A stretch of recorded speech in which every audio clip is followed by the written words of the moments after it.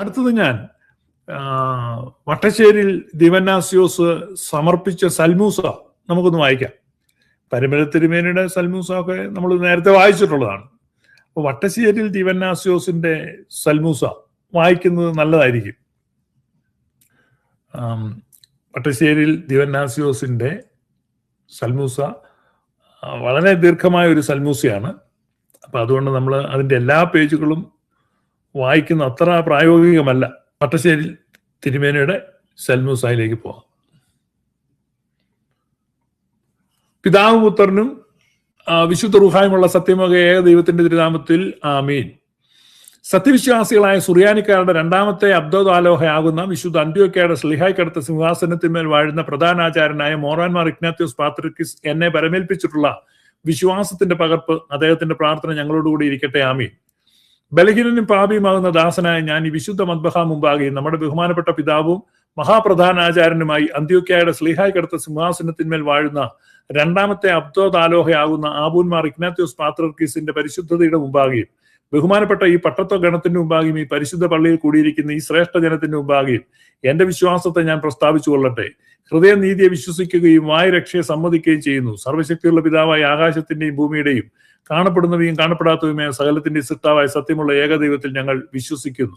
ഇത്യാദി രണ്ടാമത് പിതാവും പുത്രനും വിശുദ്ധ റൂഹായുമായ വിശുദ്ധ ക്രൂമാകളിൽ സത്യമുള്ള ഏകദൈവമെന്നും മൂന്ന് പ്രത്യേകതകളും മൂന്ന് നാമങ്ങളും എന്നും പിതാവ് ജനിപ്പിക്കുന്നവനും പുത്രൻ ജനിച്ചവനും വിശുദ്ധ റൂഹ പിതാവിൽ നിന്ന് പുറപ്പെട്ട് പുത്രനിൽ നിന്ന് എടുക്കപ്പെടുന്നവനും എന്നും വിശുദ്ധ മൂന്ന് ക്രൂമാകൾ ശക്തിയിലും വലിപ്പത്തിലും അധികാരത്തിലും ബഹുമാനത്തിലും സമമായിരിക്കുന്നു എന്നും ഏക ഇഷ്ടവും ഏക അധികാരവും ഏക വലുപ്പവും ഏക സാരാംശവും ഏക ദൈവത്വവും ഏക സൃഷ്ടാവും ഏക നിർമ്മാതാവും എന്നും മൂന്ന് ഗ്നൂമകൾ ഏക ദൈവത്വം എന്നും ഒന്നും മൂന്നും മൂന്ന് ഒന്നിനും ഏക ദൈവവും ആദ്യന്തമില്ലാത്ത ഏക സ്വയംഭൂവും.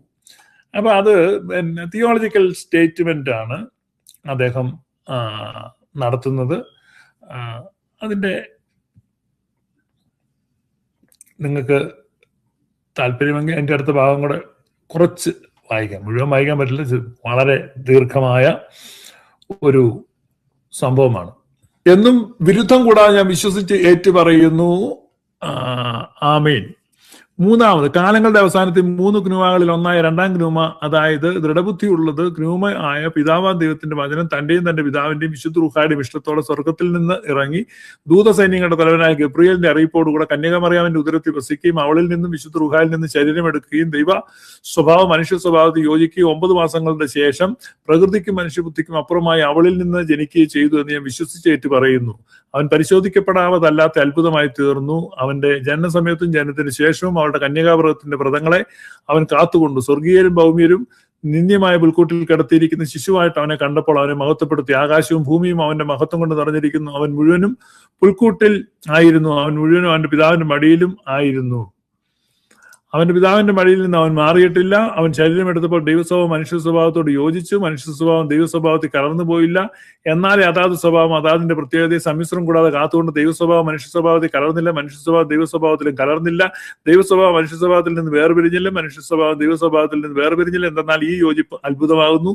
ആന്തരികമായി യോജിച്ച് ദൈവസാരാംശം മനുഷ്യ സാരാംശത്തോട് യോജിച്ച് കാതോലിക്കായി കടുത്തതും സ്ലീഹായി കടുത്തതുമായ പരിശുദ്ധ സഭയുടെ വിശ്വാസപ്രകാരം ആന്തരികമായ ആ യോജിപ്പിന് വേർപാടില്ല. വചനം ശരീരമായി തീർന്നു, തമ്മിൽ വസിച്ചു. അമാലോകിയെ സംബന്ധിച്ച് നമ്മൾ വേറെ ഒരു ദിവസം അമാലോകിയ തന്നെയായിട്ട് ഒരു ലൈവ് ചെയ്യുക. അതുകൊണ്ട് ഞാനിപ്പോൾ ഈ അമാലോകിയ വായന ഇവിടെ നിർത്തുക. പക്ഷെ ഈ അമാലോകിയയുടെ അവസാനം ഇത് നിങ്ങൾ വട്ടശ്ശേരിയിൽ ദിവന്നാസ്യോസിന്റെ അമാലോകിയാണ്. ഈ അമാലോകിയയുടെ അവസാനത്തെ ഒരു 2 പേജ് ഇവിടെ വായിക്കാം. ഇടയ്ക്ക് ധാരാളം പേജുകളുണ്ട്. അതെല്ലാം വായിച്ചു കഴിഞ്ഞാൽ ഒരുപാട് സമയം പോവും. അതുകൊണ്ടാണ് അവസാനത്തെ 2 പേജിലേക്ക് നമുക്ക് പോകാം. വിശുദ്ധന്മാരും തന്നെ വീണ്ടും ഇന്ന് അന്ത്യോക്യയുടെ സ്ലീഹായ്ക്കടുത്ത സിംഹാസനത്തിന്മേൽ വാഴുന്ന ഉന്നതനായ രണ്ടാമത്തെ അബ്ദാദാലോഹയാകുന്ന മഹാപ്രധാനാചാര്യനായ മോറാൻമാർ ഇഗ്നാത്യോസ് പാത്രിക്കിസ് ബാവയുടെ പരിശുദ്ധതയ്ക്ക് ക്രിസ്തീയ വിശ്വാസത്തിന്റെ ആത്മാവിൻ പ്രകാരം ഞാൻ അനുസരിച്ചു കൊള്ളുന്നു. അതെനിക്ക് ന്യായവുമാകുന്നു. അദ്ദേഹത്തിന്റെ ലേഖനത്തെയും ബലഹീനനായ എന്നോട് അദ്ദേഹം കൽപ്പിക്കുന്ന സകലത്തെയും എല്ലായ്പ്പോഴും ഞാൻ അംഗീകരിച്ചു കൊള്ളുന്നു. ഇപ്പോൾ ജീവനുള്ള ദൈവത്തിന്റെ തിരുമുമ്പാകെയും വിശുദ്ധ മദ്ബഹായുടെ മുമ്പാകെയും വിശുദ്ധ കുർബാനയുടെ മുമ്പാകെയും ഞാൻ വാഗ്ദത്തം ചെയ്യുന്നു. അതിന് പരിശുദ്ധ മാലാകമാരും വിശുദ്ധ സ്ലീബായും ശ്രേഷ്ഠമായ ഏവങ്കേലിയോനും ബഹുമാനപ്പെട്ട ഈ പട്ടത്തഗണവും അനുഗ്രഹിക്കപ്പെട്ട ഈ ജനങ്ങളും സാക്ഷിയാകുന്നു. ഏത് ദിവസത്തിലെങ്കിലും അദ്ദേഹത്തിന്റെ കൽപ്പനയെയോ നിയമങ്ങളെയോ ഞാൻ ലംഘിക്കുകയോ മായ്ച്ചു കളയുകയോ ഭേദപ്പെടുത്തുകയോ ഏതെങ്കിലും സംഗതിയിൽ ഞാൻ അദ്ദേഹത്തിന് വിപരീതമായി നിൽക്കുകയോ യാക്കോബായ സുറിയാനി മതത്തിന്റെ വഴിവിട്ട് മറ്റൊന്നിനെ സ്വീകരിക്കുകയോ നമ്മുടെ സഭ വിട്ട് ഏതെങ്കിലും നടക്കുകയോ 3 സുന്നതോസുകളുടെ വിശ്വാസത്തെ വിട്ട് വിശ്വസിക്കുകയോ ചെയ്താൽ സ്ലീഹന്മാരുടെ തലവനായ പരിശുദ്ധ മോർ പത്രോസിന്റെ വായാലും നമ്മുടെ കർത്താവ് യേശു മിശിഹായുടെ സ്ലീഹന്മാരായ അവന്റെ 11 സഹോദരന്മാരുടെയും അഗ്നിമയനായ മോർ ഇഗ്നാത്യോസിന്റെയും വായാലും പരിശുദ്ധ റൂഹായെ ധരിച്ചവന്മാരായ മൽപ്പാന്മാരെല്ലാവരുടെ വാകളാലും 3 വിശുദ്ധ സുന്നതോസുകളിലെ സകല പരിശുദ്ധ പിതാക്കന്മാരുടെ വായാലും ഉന്നതനായി വളരെ നന്മയുള്ളവനായി രണ്ടാമത്തെ അബ്ദാലോഹ ആയ മഹാശ്രേഷ്ഠ പ്രധാനാചാര്യൻ മോറാൻമാർ ഇഗ്നാത്യോസ് പാത്രിർക്കീസ് ബാവായുടെ വായാലും ഞാൻ ശപിക്കപ്പെട്ടവനും പ്രാകപ്പെട്ടവനും ആയിത്തീരുന്നതാകുന്നു. ഇത് എഴുതിയത് പോലെ തന്നെ ഇദ്ദേഹം പരിശുദ്ധ പാത്രിർക്കീസ് ബാവായുടെ കൽപ്പനകൾക്ക് വിരോധമായി നടക്കുകയും പ്രവർത്തിക്കുകയും ഇടത്തൂട്ടുണ്ടാക്കുകയും ഭിന്നതയുണ്ടാക്കുകയും കലഹമുണ്ടാക്കുകയും നിലനിൽക്കുന്ന വിഭാഗീയത സഭയിൽ ഉണ്ടാക്കുവാൻ അതിന് അടിത്തറ പാകുകയും അതിനുള്ള വിത്തുകൾ സഭയിൽ വിതയ്ക്കുകയും ചെയ്തുകൊണ്ട് ഈ പറഞ്ഞ പ്രാക്കുകൾ മുഴുവൻ സ്വയം വലിച്ച് തലയിൽ വെച്ച ആളാണ് വട്ടശ്ശേരിയിൽ ഗീവർഗീസ് ദീവന്നാസിയോസ്. ഈ പ്രാകപ്പെട്ടവനെയും ഈ ശപിക്കപ്പെട്ടവനെയുമാണ് കഞ്ഞിക്കുഴി ഓർത്തഡോക്സ് വിഭാഗം പിന്നീട് വിശുദ്ധനായിട്ട് പ്രഖ്യാപിച്ചത്. നിങ്ങൾ കാണാം, വിശുദ്ധ സഭയിൽ നിന്ന് വേർതിരിയപ്പെട്ടവനും കൂടിച്ചർച്ചയിൽ നിന്ന് കുറ്റം ചുമത്തപ്പെട്ടവനും സംബന്ധത്തിൽ നിന്ന് വിരോധിക്കപ്പെട്ടവനും ഞാൻ കൈക്കൊണ്ടിട്ടുള്ള വരത്തിൽ നിന്ന് ദൂരസ്ഥനും വലുതായ ആചാരിത്വത്തിന്റെ വസ്ത്രങ്ങളിൽ നിന്ന് ഉരിയപ്പെട്ടവനും ഞാൻ ആയിത്തീരുന്നു. പാത്രിർക്കീസിന്റെ മഹാനന്മയിൽ നിന്ന് സ്ഥാനഭ്രഷ്ടനാക്കപ്പെടുവാൻ ഞാൻ യോഗ്യനായിത്തീരുന്നതുമാകുന്നു. ഞാൻ വാഗ്ദത്തം ചെയ്തിട്ടുള്ള സകലത്തിനും ദൈവമായ കർത്താവിനെ സഹായിക്കുന്നതിനായിട്ടും ദൈവിക കൽപ്പനകളെയും ദൈവത്തെ ഇഷ്ടപ്പെടുത്തുന്ന സകലത്തെയും ആചരിച്ച് പൂർത്തീകരിക്കുന്നതിലേക്ക് അവന്റെ കരുണയാൽ എന്നെ തുണയ്ക്കുന്നതിനായിട്ട് ഞാൻ കാത്തിരിക്കുന്നു. ഇപ്പോൾ എൻ്റെ സഹോദരന്മാരെ, നമ്മുടെ കർത്താവായ യേശു മിശിഹാ തന്റെ കരുണയാലും കൃപയാലും എന്നെ കാത്തു നടത്തിക്കൊള്ളുവാനും ജീവനുള്ളവരെയും മരിച്ചവരെയും ന്യായം വിസ്തരിച്ച് നല്ലതെങ്കിലും തീയതെങ്കിലും ഓരോരുത്തരും അവനവന്റെ പ്രവൃത്തികൾക്ക് പ്രതിഫലം കൊടുക്കുന്നതായ അവസാനത്തെ നാളിൽ മുഖപ്രസാദത്തോടുകൂടെ തന്നെ എതിരേൽക്കുന്നതിന് എനിക്ക് കൃപ നൽകുവാനും ആയിട്ട് എനിക്ക് വേണ്ടി നിങ്ങൾ പ്രാർത്ഥിക്കണം നിങ്ങളോട് അപേക്ഷിക്കുന്നു. ബാറക്കുമോർ അൽശുബക്കോനോ, അവിടുത്തെ പരിശുദ്ധതയുടെ ദാസനായി പ്രവൃത്തിയിൽ അല്ല പേരിൽ മാത്രം റംബാനായിരിക്കുന്ന ബലഹീനനായ ഗീവറീസ്. പ്രവൃത്തി കയ്യിലിരിപ്പ് മോശമാണെന്ന് അദ്ദേഹത്തിന് അന്നേ അറിയാമായിരുന്നു. അതിന്റെ സൂചനയും അദ്ദേഹം അതിൽ എഴുതിയിട്ടുണ്ട്. പേരിൽ മാത്രം റംബാൻ, കയ്യിലിരിപ്പ് ഗുണ്ടയുടേതാണ്, വെറും ചട്ടമ്പയുടേതാണെന്ന്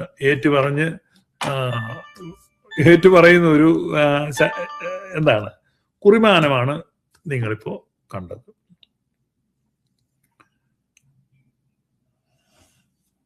ഇനി എന്താണ് പറയേണ്ടത്?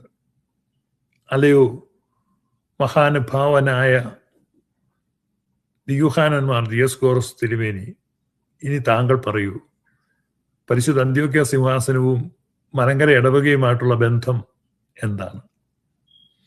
വഴിയെ പോകുമ്പോൾ കൈവീശുതും അതിഥി ദേവോ ഭവ എന്ന തത്വം ഉപയോഗിച്ച് അധ്യക്ഷ കസേര കൊടുത്തതുമാണോ? നിങ്ങൾ പറയൂ.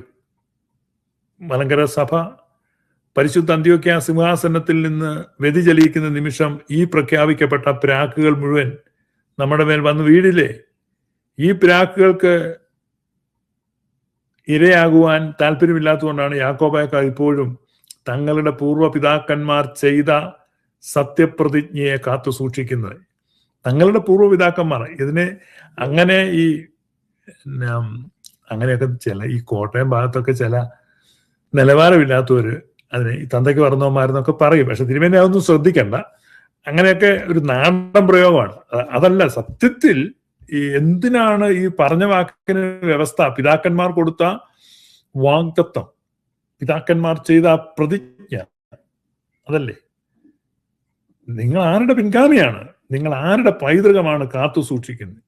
വട്ടശ്ശേരി തിരുമേനിയുടെ പോലും പൈതൃകം നിങ്ങൾക്ക് കാത്തു സൂക്ഷിക്കാൻ പറ്റുന്നില്ല. കാരണം അദ്ദേഹം എഴുതി വെച്ചിരിക്കുന്ന ഒരു വാഗ്ദത്തമാണിത്.